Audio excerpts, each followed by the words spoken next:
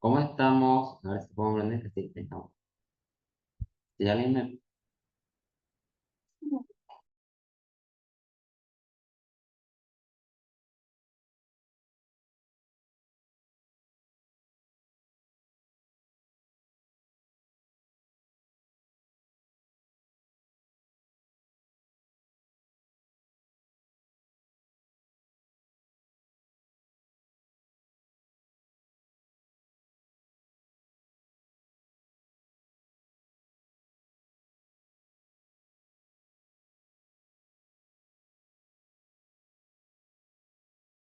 Ahí está. ¿Cómo estamos? ¿Cómo estamos? A ver, ahí está. Hola, en rato admitimos. ¿Qué es esto? Buenas tardes, hola Claudia, ¿cómo estamos? A ver si prendo el chat. Pues bien que estoy acompañado por dos. Acá en la rata del otro lado, pero ahí estamos todos juntos. A ver, sí, allá puso que todos manitas. ¿Y Anita? Ale está en un tren. Sí, así que bueno. Hoy, bueno, mientras siguen admitiendo gente, vamos a dar un inicio, tal vez se está grabando. Un saludo también a los que siempre se conectan y graban. Hoy vamos a comenzar el módulo 3 que es misiones y la región de frontera, inmigración, migración y redes sociales entre viejos y nuevos pueblos. Bueno, caras repetidas como siempre, Norma y yo, pero pero este módulo sí le tenemos como docente principal a la doctora Laura Mabel San, así que te doy un poco para que te presentes. Muchos ya te deben de conocer. Yo soy invisible hoy. Sí. Creo que sí me conocen. Bueno, me parece que hay algunos que eran mis alumnos antes. Y los que viven en Oro Verde. Ajá. Sé que hay compañeros míos porque estuve dialogando con algunos en la semana y sé que están conectados. Bueno, para los que no me conocen, soy Laura San. Estudié aquí en la UNAM las carreras de grado, digamos, de profesorado y la licenciatura en Historia. Y mi formación de base es en Historia y después me fui con una beca doctoral del CONICET a hacer el doctorado en Geografía. Entonces soy como una especie de híbrido ahí. Eh, de todas maneras, creo que me defino como historiadora, aunque la ruptura entre historia y geografía no es tan tajante o es justamente... bueno, justo vengo a salir de clases donde estábamos debatiendo eso con los alumnos sobre la ruptura entre historia y geografía y bueno, eh, aquí lo podemos ver desde distintas ciencias sociales, digamos, no debería haber un corte tajante entre historia y geografía y entre otras disciplinas sociales, entonces eh, me parece que soy ambos. Pero que sí de la maestría también. Hay maestría en historia, sí, pero la mayor parte de mi formación es específicamente en historia. Quizás por eso también me cuestan más los abordajes espaciales, pero bueno.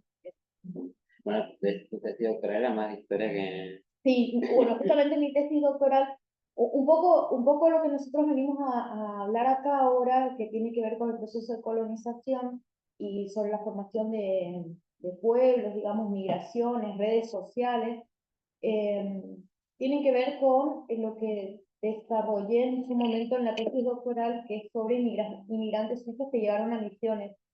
Eh, Eso, digamos, en el comienzo del siglo XX, entre 1920 y 1939, es en lo que me centré. Ahí hay cuestiones, por eso es que tomamos también cuestión de misiones, digamos, cómo eran misiones en ese momento, cuáles eran las políticas estatales de promoción a las migraciones, cómo estaba configurado el territorio nacional de Misiones, cuestiones que tienen que ver con factores más bien globales o macro, estructurales, digamos, que exceden, digamos, a las personas, y después cuestiones que tienen que ver con vínculos, y en eso tomamos lo que son las redes sociales, por ejemplo, y los aportes de la microhistoria también para eso, para ver, digamos, los vínculos de las personas que por ahí anteriormente no han sido consideradas en los estudios sociales o históricos, eh, y también una cierta forma de conjugar y coordinar cuestiones de escala. Entonces uno por ahí analiza cuestiones macroestructurales, cuestiones más globales, que no necesariamente tienen que ser contradictorias o contradecir un enfoque más micro. Son escalas distintas que las dos son necesarias contemplar, digamos, pero no es que necesariamente una excluya a la otra. Entonces, un poco sobre esto es lo que Lo que se va a condensar en este módulo.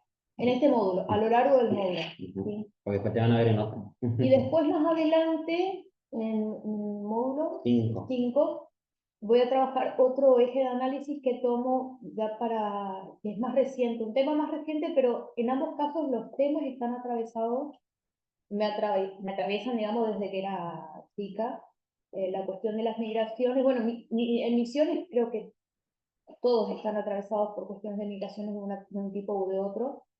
Y el siguiente módulo que también vamos a trabajar, o que van a estar conmigo, tiene que ver con problemáticas rurales, un poco estructura agraria de emisiones, uso de los espacios rurales, quizás vamos a hablar algo de historia ambiental, pero en relación a lo que es, digamos, el eje fuerte de la economía agraria de emisiones y la organización agraria de emisiones, y los cambios que hay a lo largo desde una perspectiva histórica. Que por ahí en este módulo se va a tocar un poco cuando empecemos a ver el contexto. Sí, cuando empecemos a ver el contexto, porque gran parte del poblamiento de emisiones es justamente para, o se buscaba, digamos, a poner zonas en producción, expandir lo que es eh, el frente agrario, digamos. Entonces, justamente tiene que ver con un perfil agrícola eso. Y en su momento también, porque la lleva fue muy importante y tuvo un papel central en el proceso de poblamiento, por lo menos durante la primera etapa del siglo XX. Entonces, la cuestión es marcadamente rural, digamos, y agraria. Ujú. Bueno, esta es un poco la ruta de las dos clases, tanto de esta como la clase que viene. Un poco el concepto de red social por ahí ya lo dejemos para la clase que viene, básicamente. Cuando hablamos de red social no nos referimos a Instagram ni a Facebook ni a nada, sino más bien a un concepto analítico que utilizan algunos autores para abordar el tema de las migraciones y de los vínculos que van a haber entre migrantes, justamente. Y las Eh, ventajas que dan sí, esos vínculos. esos vínculos. Bueno, hoy vamos a tratar de hacer un desarrollo lineal eh, usando más bien de relatos. Para ahí, bueno, tratemos, porque por ahí estamos ocupando un espacio que trataremos de dejar un poco antes. Para ello puse esto porque algunos estaban preguntando por el tema del legajo, el tema, bueno, yo tengo el papel, pero yo no tengo escáner para hacer. Yo le dejo este programa que es Scan Scanner, que lo pueden descargar en sus celulares, que con ese programa ustedes pueden escanear algunas documentaciones, como puede ser el título. Yo les puse el ejemplo que eso yo hice con el Scan Scanner con un título y con mi analítico. Acuérdense que en algunos casos, si son graduados acá de la universidad, el título es tanto el diploma en sí como el analítico. Eso vale parte de su título en sí. Y bueno, le dejo acá porque muchos preguntaban que no tenían con qué escanear. Bueno, con este programa que pueden instalar en sus celulares, pueden hacerlo tranquilamente. Y este que dice territorial caleidoscópica fue más o menos donde fuimos quedando en el módulo pasado con Norma, para entender cómo Misiones es vista desde distintos planos, de distintos planos, ¿sí? De distintas miradas, para entender un poco, bueno, cómo esta realidad que nosotros vemos es atravesada por distintos tipos de dimensiones. Las personas, los bienes, los intercambios, los servicios, los capitales. Y cuando hablamos acá, piensen que hay, justo Laura mencionó la microhistoria, en el módulo pasado hicimos fuerte hincapié en lo que era la historia regional, y acá a partir de este módulo vamos a hacer hincapié siempre trayendo los conceptos que abordamos en el primer módulo con Alejandra. Acá vamos a puntualizar más lo que es la microhistoria justamente. Y esto, que por ahí la vez pasada yo mencioné, que después, cómo quedó Misiones después de la guerra de la Triple Alianza, justamente, que lo mismo va a pasar con Brasil, pero en este caso después de la guerra de la Triple Alianza se van a empezar a delimitar los límites territoriales con el Paraguay, ¿sí? Esta es la porción donde se llama el puntero, que se quedó Argentina, que tenía, sí, esta parte de Argentina, y esta es la parte de Brasil que se quedaron del Paraguay después de la guerra de Triple Alianza, que fue más bien un tratado, que también hubo una intervención de parte de Estados Unidos bueno, en quién, ¿cómo que se dice la palabra? Eh, No es interventor, tiene otra palabra. sí, es, el, Es como que va a ser el mediador sí, en esta el parte. árbitro. El árbitro, Arbitraje. el arbitraje justamente en esta línea. Bueno, esta parte se va a quedar Brasil y esta parte se va a quedar Argentina justamente. Ujú. Eso, que es el tratado Machain-Irigoyen, que fue en 1836 básicamente. Que obviamente una parte quedó resoluble en este momento, que fue la parte del Chaco Boreal, que eso después, más adelante, con el desarrollo de la guerra del Chaco, va a terminar de definirse justamente. Este es el presidente, que fue Rudolf Richard Aya, el que fue el uno que los que intervino en este proceso. Y acá sí ya les dejo la parte más bien de Laura. Bueno, por ahí pensé en organizar la exposición a partir de preguntas claves que algunas vamos a abordar hoy, algunas vamos a abordar el siguiente encuentro, el módulo 3 y que tienen que ver con, por ahí, disparadores que nos van a organizar un poco la exposición. Primero, la cuestión es, si Misiones realmente era un espacio vacío hacia finales del siglo XIX, ¿y en qué sentido se habla de espacio vacío? Eh, ¿Qué cambios se suscitaron después de la creación del Territorio Nacional de Misiones? Y ahí vamos a retomar un poco la cuestión de lo que Gabriel habló sobre la guerra de la Triple Alianza. ¿Qué rol tuvo el Estado en el poblamiento del territorio y desde qué perspectiva se impulsó el mismo? Es decir, pensar en el tipo de inmigrante que el Estado quería, ¿sí? ¿Qué modalidad tuvo el proceso colonizador? Eh, ¿Y qué factores intervinieron en esas modalidades? Y también por ahí temporalmente, ¿cuándo fueron esas distintas modalidades? Porque están un poco marcadas y muchas coexistieron, pero están marcadas. ¿Y cuál fue el ideal del poblador y en qué se fundamentó? Tiene que ver con los preceptos constitucionales, un poco también con la idea de la generación del 37 y las ideas del liberalismo que estaban arraigadas. Y finalmente, ¿por qué decimos que la yerba mate fue el cultivo poblador del territorio? Eh, Esas preguntas por ahí vamos a tratar de desarrollarlas, pero en alguna medida van a estar medio despelotadas. Porque van a ver que por ahí, a medida que vamos desarrollando el encuentro como el que viene, van a ver que no es lineal en términos históricos, ¿sí? No es que vamos a empezar, que vamos a terminar, sino que vamos a ir recorriendo, porque inclusive esa pregunta de cuál fue el ideal poblador, como esta palabra tenemos que retrotraernos a 1837, hasta la generación del 37. Hoy tenemos que ver, bueno, cómo empezó a gestionar estas ideas en la construcción del Estado Nacional Argentino, en ese grupo de hombres que, bueno, fueron los idearios del Estado Nacional. Bueno, ellos pensaron en un tipo de poblador, que es lo que veníamos hablando con Norma la vez pasada. Bueno, se pensó en un tipo de poblador, el ideal poblador, y se estudian a otros justamente.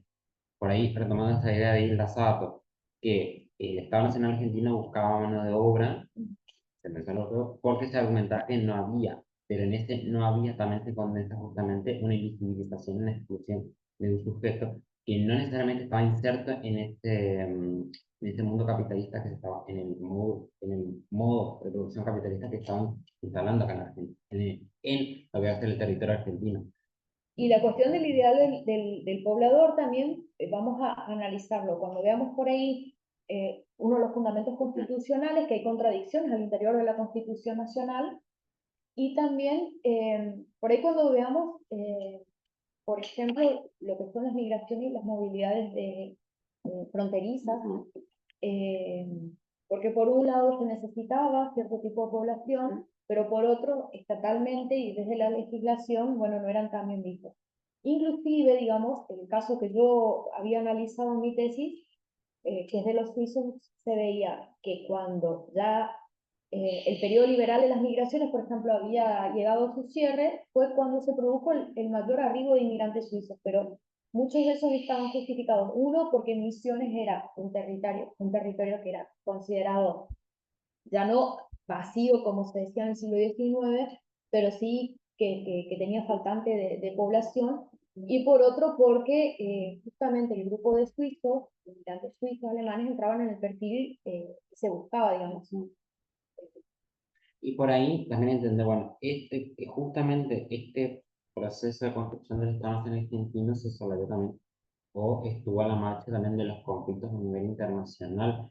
Obviamente, a ver, cuando miras inmigrantes, no solamente son aquellos que provienen de Europa o Asia, del otro lado del charco, como se dicen algunos autores, sino más bien también aquellos inmigrantes que son limítrofes o que son inmigrantes, y también están aquellos que dicen inmigrantes internos o que son de lo que se conoce como Latinoamérica. También se correlata con crisis eh, puntuales en algunos países, como es el caso de Suiza, también se Sí. puede hablar de Hungría justamente, y también obviamente los conflictos a grandes escalas, como la Primera, la Segunda Guerra Mundial, los conflictos entre guerras, y bueno, obviamente O incluso las depresiones que vienen en periodos de posguerra. ujú. Por ahí las migraciones no son tan frecuentes porque se cierran las fronteras en etapa de guerra, pero por ejemplo en el caso de Alemania, donde la crisis fue cruenta en 1923, es donde más se van. Entonces, en esta necesidad fue cuando el Estado Nacional también empezó a fomentar la migración, empezar a, bueno, poner cómo la publicidad también jugó un papel importante en, bueno, en atraer los inmigrantes acá. Y en algunos casos, darles un recurso económico, una ayuda económica a ciertos Ujú, inmigrantes. Para que, ujú. ¿eh? Bueno, para empezar a responder, Misiones entre finales del siglo XIX y comienzos del siglo XX, eh, Misiones cobra importancia para el gobierno nacional hacia finales del siglo XIX. En realidad, un poco antes, digamos, la cuestión de la posición estratégica, tanto fronteriza y en cuanto a recursos que tiene Misiones, es como que se pone en relevancia con la guerra, la Triple Alianza, por, por digamos, lo que es el trajinar, el ir y venir Sí, de tropas, de gente, de comerciantes, bueno, y en relación a eso. En ese momento, digamos, lo que es Misiones estaba bajo dominio de Corrientes desde 1832 hasta 1800. Fue la guerra formalmente. Formalmente sí. es que por ahí para hacer, acuérdense lo que Norma había explicado en el módulo anterior, ¿sí? De ley se puede hacer una cosa, pero de hecho se puede corresponder otra. Exacto, porque las medidas que Corrientes va a tener, por ejemplo, para proteger, por ejemplo, yerbales son posteriores a la guerra, la Triple Alianza, que ahí vamos a lo que dice Norma. Esta legislación, por ejemplo, tiene que ver con el ciclo extractivo de la yerba mate, que empieza a tener mayor relevancia en este momento, el de la madera nativa, y en relación a eso, para evitar por ahí la sobreexplotación de lo que es la yerba mate y proteger el recurso, el gobierno de Corrientes impulsó lo que es el reglamento de yerbales en 1876, que establecía una poda regulada, fraccionando en parcelas, digamos, de 4, entonces dejando estacionar y descansar algunos yerbales para que no sean sobreexplotados. Una de las cuestiones que por ahí señala Volsi en relación a eso es que hubo una política para eh, regular las podas, proteger los yerbales, pero se prohibía el establecimiento fijo de población. Entonces era como ir en contra de una lógica ocupación. Entonces había en ese momento también algunos planes colonizadores por parte de Corrientes, pero tenía esa otra cuestión que era por ahí contradictoria en relación al poblamiento. Entonces, o sea, así con mayor efectividad, digamos, lo que son los proyectos de colonización y el impulso a la colonización de Misiones se da después de la creación del territorio nacional.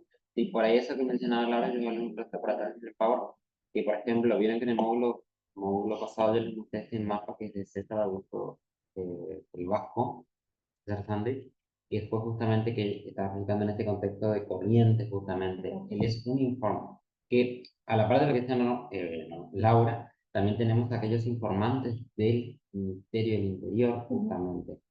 Uno es este señor que es del Vasco, que inclusive va a ser un promotor de la colonización y ocupación territorial en Misiones, porque él tenía colonia Marcos Avellaneda, que bueno, obviamente los primeros prototipos de colonias o de poner poblaciones por parte de Corrientes no fueron muy efectivos, ¿sí? No duraron mucho tiempo, pero sí tenían este objetivo justamente de la apropiación de los recursos naturales que tenían Misiones en ese entonces, que uno es la yerba mate y la madera justamente.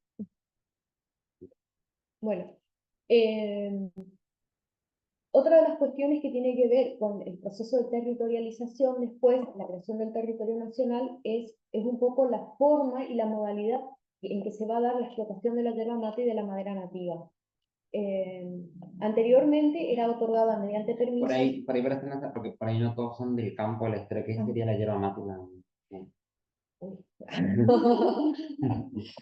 Bueno, Vamos a tener más pedagógico. en Misiones es catalogada como producción agrícola, digamos.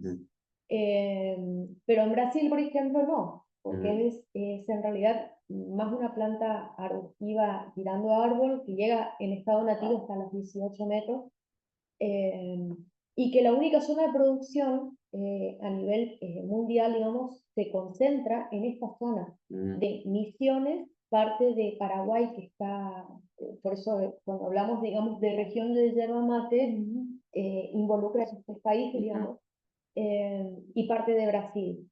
Hacia la zona ya más norte de Corrientes, que también actualmente hay concentración de yerbales, también se producen yerbales, pero no es de forma tan nativa, porque si nosotros recordamos, digamos, la parte de las bajas misiones no era tan selvática. Entonces, esa, digamos, la yerba es una planta de la selva, de la selva. Y por ahí lo que tenía esta característica, esta hierba silvestre, era justamente que eran ese remanente de hierba que quedó de las técnicas jesuíticas que usaban. Exacto. Acá no era hierba plantada, no es que eran hierba que venía plantada las semillitas como... Estos eran hierbales que quedaban, Sí. ese remanente que quedaba, que justamente quedaron en lo que hoy se conoce como la zona del Alto Paraná, básicamente. Claro, lo que señala Gabriel es que por ahí es necesario distinguir acá lo que es yerbales nativos y yerbales implantados. En la historia de la yerba mate fue muy importante el paso de una economía extractiva que se da con los yerbales naturales y lo que pasa a ser una economía después de tipo productiva a partir de la plantación de yerbales. La yerba crece de modo nativo en esta zona que yo había dicho, en esta región, digamos.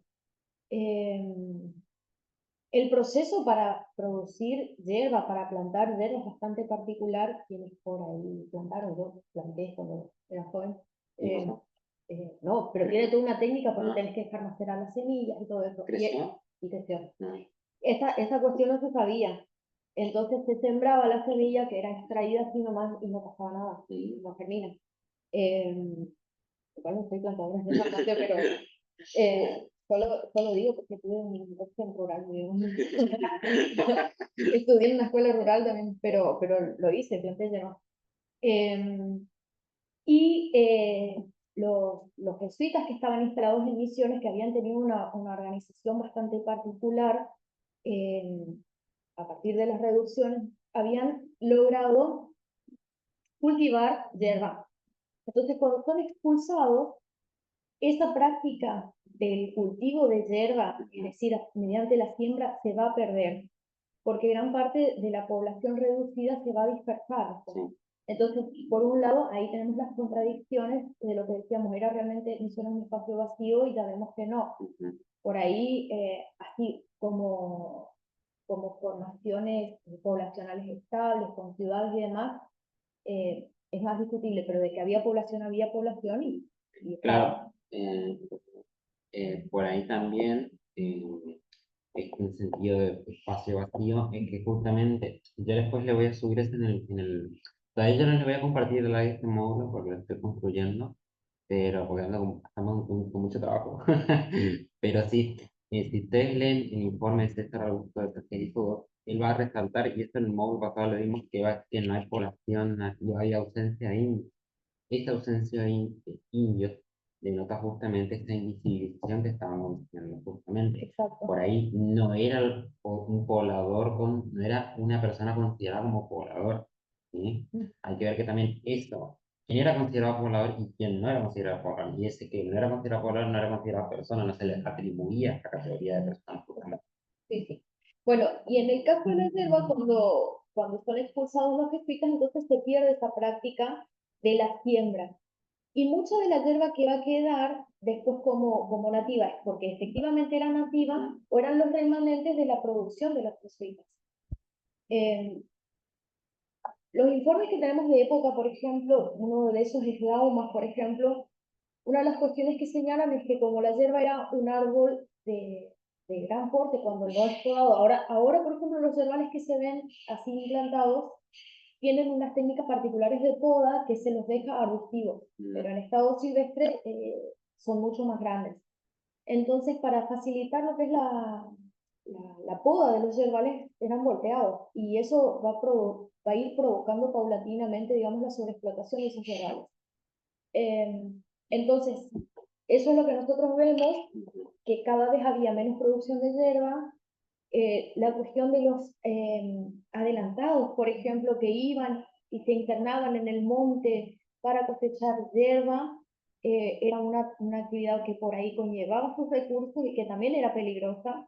Entonces, era como eh, necesario, digamos, plantearse esta cuestión de la recuperación.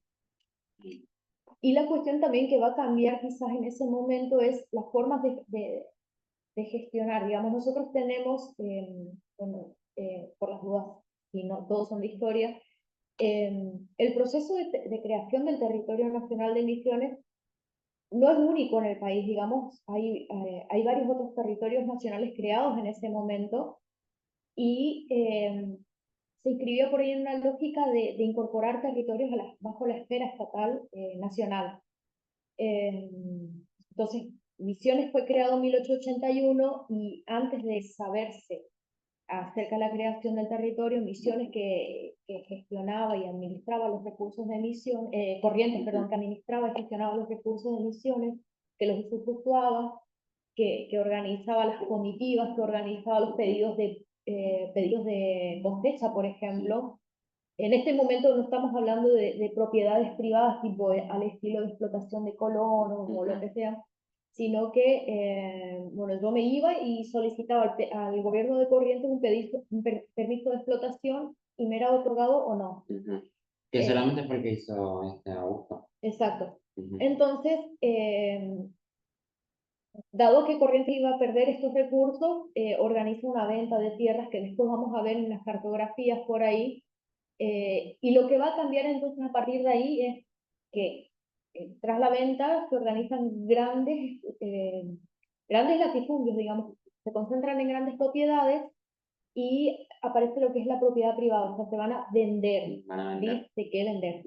Entonces, Que inclusive en esa venta que se hace como también eso lo hice, bueno, yo lo pegué acá, que fue más bien por así decirlo, porque en la normativa está que solo una persona podía comprar, pero por ahí a veces eran personas que compraban y al otro día revendían a una sola persona. exacto, por ahí la normativa imponía que no se podían, una sola persona no podía comprar arriba de 25 Hectáreas. no, 25, eran 25 legos. Sí, Pero el tema es que nada impedía que después pueda comprar la compra inicial, y muchos eran testaferros, entonces se dio el proceso de concentración después, y hay figuras destacadas, el mismo gobernador de Misiones, por ejemplo, que en ese momento era Rudecindo Roca, era uno de los grandes propietarios, eh, y muchos eran, bueno, allegados a los círculos de poder político, digamos, tanto nacional como correntino. Entonces, esta cuestión de la creación de grandes latifundios, eh, la creación de grandes latifundios, digamos, eh, va a cambiar un poco la perspectiva. De todas maneras, la cuestión extractiva de la yerba mate va a seguir una temporada más, porque acá estamos en 1881. Muchas de esas propiedades se van a recuperar después de 1894 porque no fueron realizadas las respectivas mensuras, digamos, que ahí aparecen la figura de los mensuradores, que algunos nosotros vamos a retomar algunas cuestiones después, porque son algunas de las fuentes que por ahí tomamos o trabajamos para abordar este siglo XIX. Eh, y bueno, y la etapa productiva de la yerba mate va a comenzar a comienzos del siglo XX, cuando se logran las primeras plantaciones. por ahí comentarte que que en todo caso no hay luz. ¿No hay luz? No, eso justamente estaba, porque justamente estaban poniendo en el chat del grupo. Marco, estoy sin luz, sin cortar la luz en Puerto Rico tampoco hay luz, ahí se estoy sin luz. No. Por eso, Espero para cuando... ya, ya. Pero sí, yo veo porque hay poca gente conectada y justamente en el chat del grupo están poniendo que, bueno, hay corte de luz. Entonces, por ahí para tomar una micro decisión, por ahí podemos, porque esta está grabándose, por ahí estirar un poquito más la grabación y de última, si vemos que no vuelve, tipo y 20 corta 7 y 20 para cortar, Ujú. porque yo no tampoco le veo la necesidad de dar una clase sin gente tampoco. Bueno, Dale.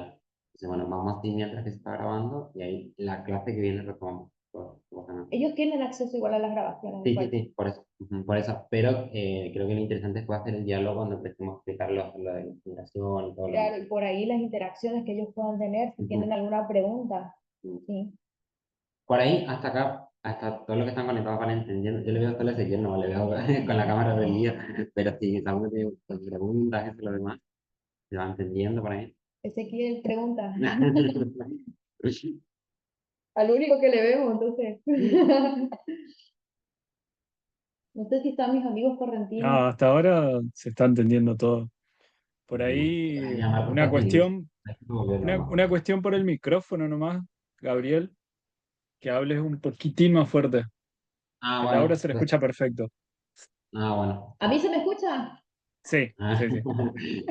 bueno, ahí justo volvió Norma. Norma, nosotros seguramente vamos a estar un ratito más, ¿no? Porque en casi toda la provincia no hay luz. Ay, bueno, Ujú. qué lástima. Pero bueno, pero eso, vamos a estirar un Bueno, rato. vale, hasta donde podamos ya. Y es por eso, Y no, vamos a estirar un poquito más por lo menos para explicar el contexto y la semana que viene sí va a estar más pues. entonces. Ujú. Ay, mira qué lindas fotos que hiciste. Claro, esto es justamente para mostrar un poco la cuestión del espacio vacío a partir de imágenes. Eh, bueno,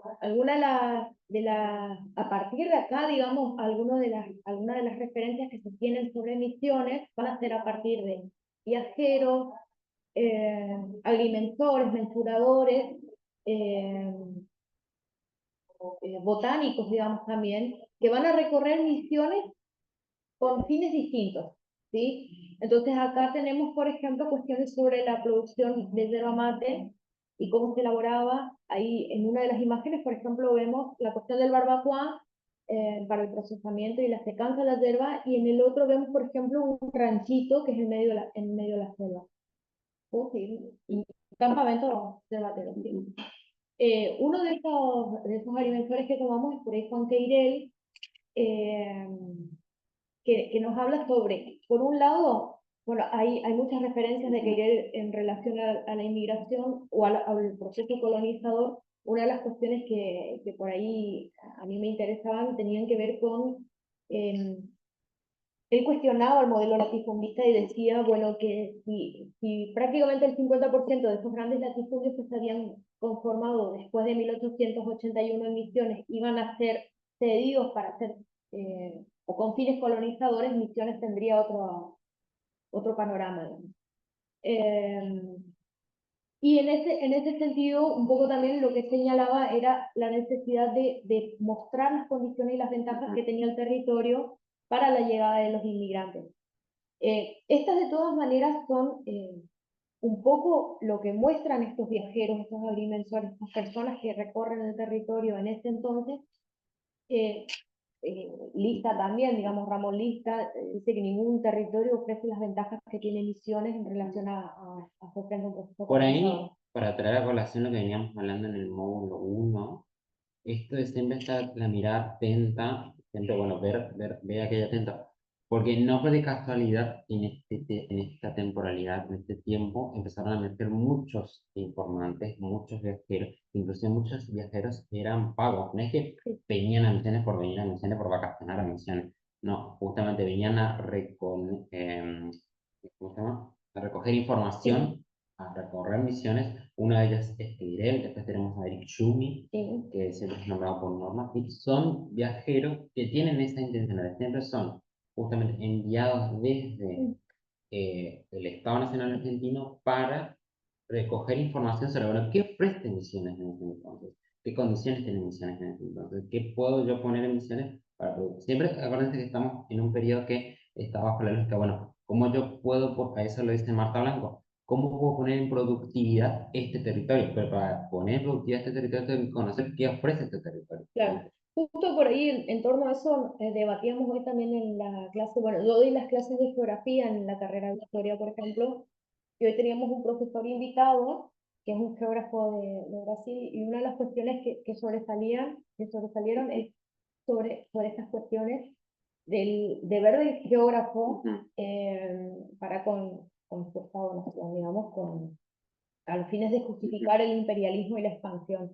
Entonces, se le atribuía por ahí al geógrafo la cuestión de, por ejemplo, describir los paisajes, recorrer. Humboldt era en ese sentido un buen geógrafo, digamos, pero la cuestión nunca es tan inocente o tan neutral, porque aún con la descripción se está juntando información y esa información es empleada con algún fin, ya sea para el establecimiento de inmigrantes, para la colonización o para aprovechamiento de los recursos.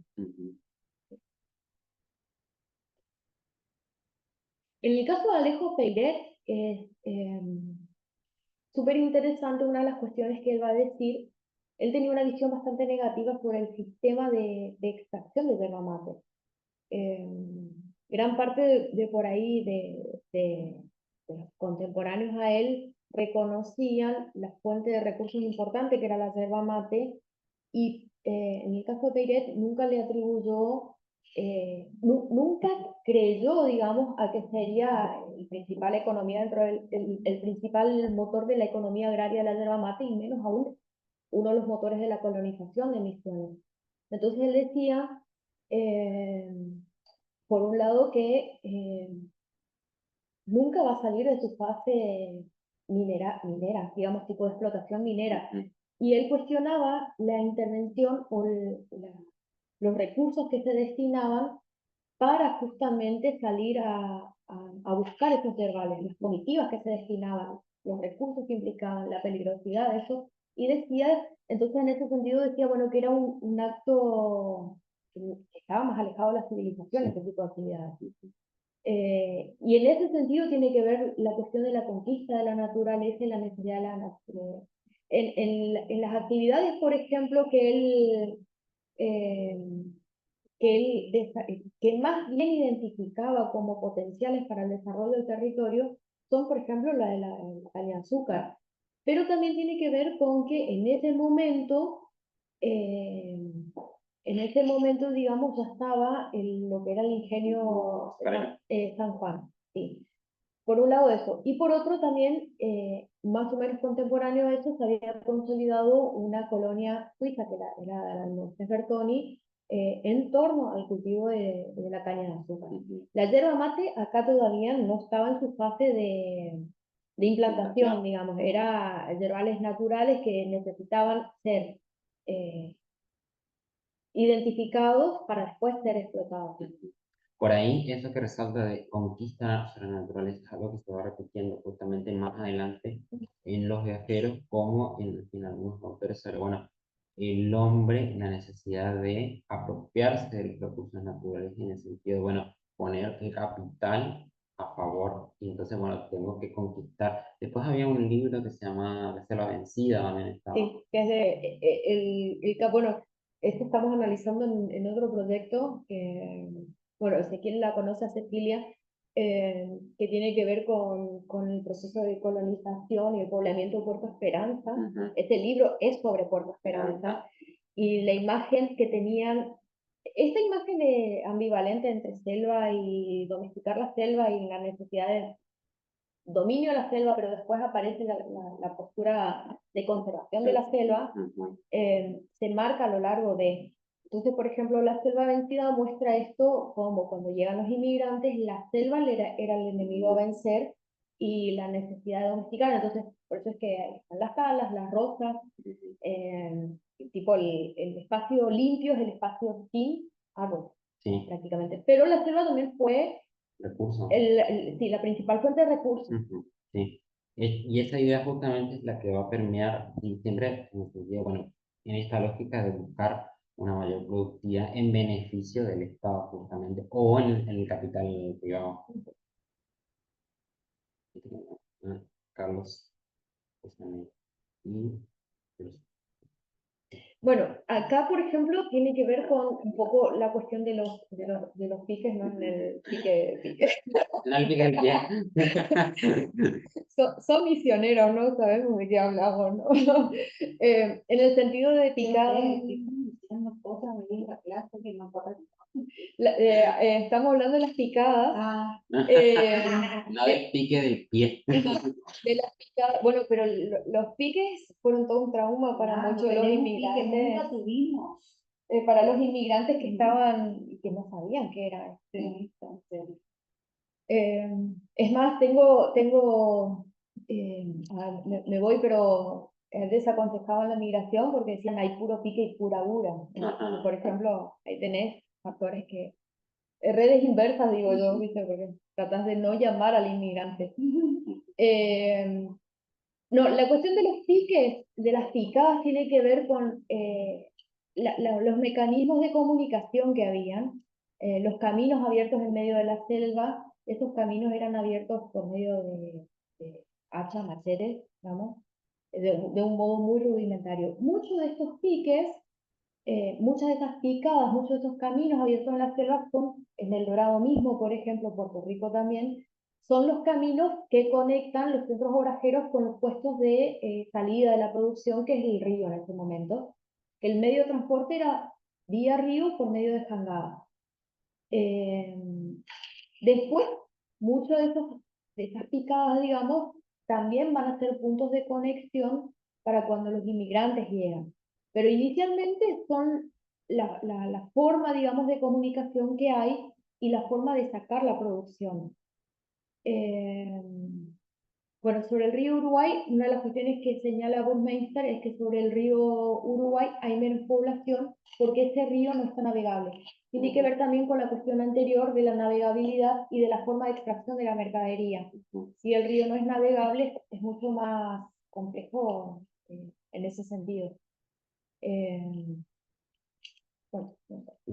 Y ahí, inclusive, eso de la navegación o de cómo adentrarse, creo que en este mapa, voy a volver un poco al mapa de acá. Creo que por acá decía, llevar bosques inexplorados. Esto inclusive en algunos otros mapas, yo sé porque yo hice este trabajo en mi tesis de licenciatura, en algunos mapas se va a volver a repetir esto de llevales o bosques inexplorados o ríos que no se pueden navegar justamente. Y una de las innovaciones, no me acuerdo del autor que hablaba de eso, pero justamente algo que va a tratar de implementar es facilitar la navegación de los ríos Paraná y Uruguay para justamente adentrarse en estos sentidos. Fíjense que también gran parte de la población después se va a ir concentrando sobre zonas de ríos porque cuando todavía no estaba creada la ruta, por ejemplo, la forma de comunicación era por excelencia el río. Porque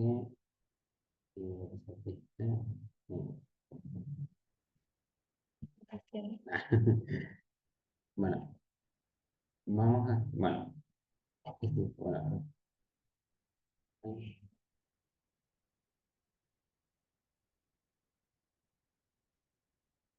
eh, creo que, bueno, por lo menos yo pasé la asistencia, pero es una cuestión, yo pasé la asistencia por hoy, pero porque es una cuestión que nos piden desde la oficina de postítulo siempre tener al día la asistencia, pero no va a incidir en la clase de hoy, porque siguen colocando en el grupo que en algunas zonas todavía hay luz, todavía hay luz, todavía hay luz.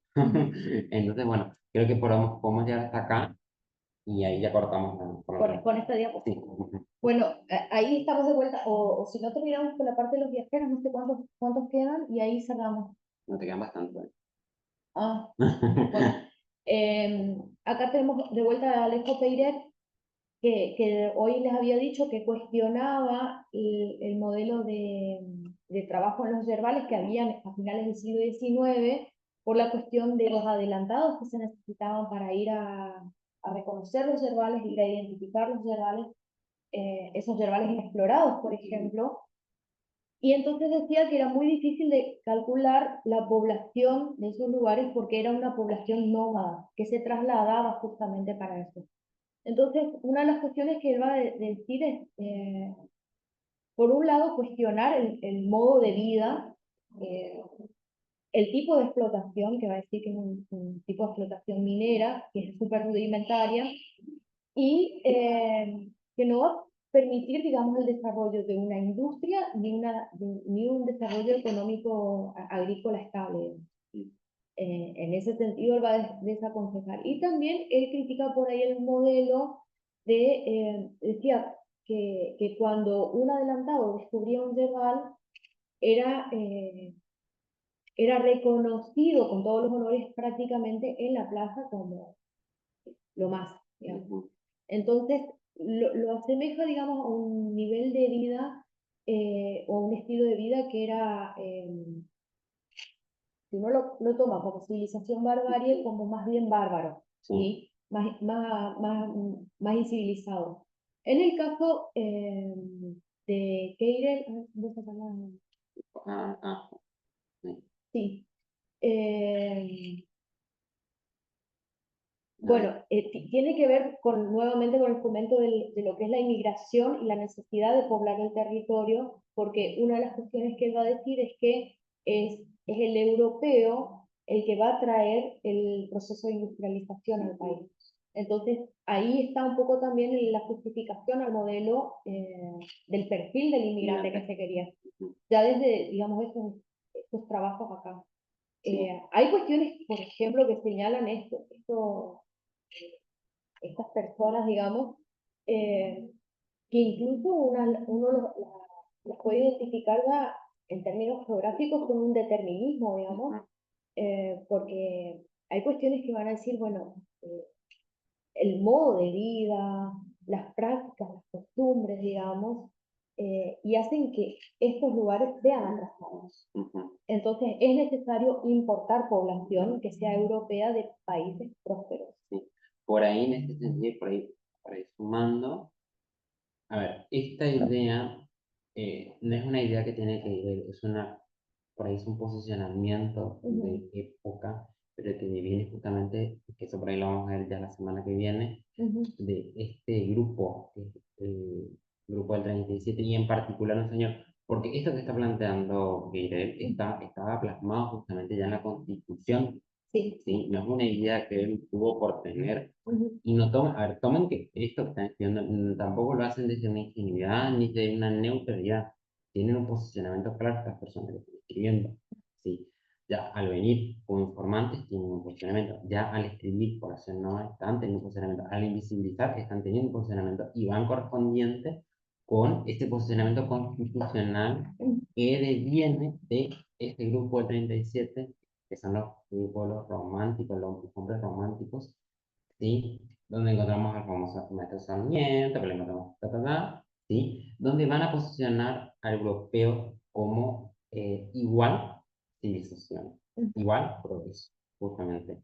Y en este sentido, por ejemplo, autores paraguayos, algunos autores que tienen Paraguay, como se llama Bruno, van a ver cómo esto también va a tener un posicionamiento más bien, bueno, en contra de esa población limítrofe. Por ahí después vamos a ver algunos censos, pero bueno, también hay que ver pues, cómo también todos los documentos de época también tienen una visión que visibiliza, quién aparece en los censos y quiénes no. O como por ejemplo, cómo algunas lógicas poblacionales en esta época no van a coincidir, porque muchos migrantes limítrofes no es que vienen a habitar acá, sino que son gestionales y demás. Y fíjense que también la imagen del peón se evidencia la necesidad del peón, pero para el trabajo al que el europeo no estaba habituado. Entonces hay un reconocimiento. Sí, ahí ve a Natalia. Hola Natalia. Hay un reconocimiento del trabajo, pero es un trabajo que tiene que ver con el hábito del trabajo de monte al cual no estaba acostumbrado el europeo.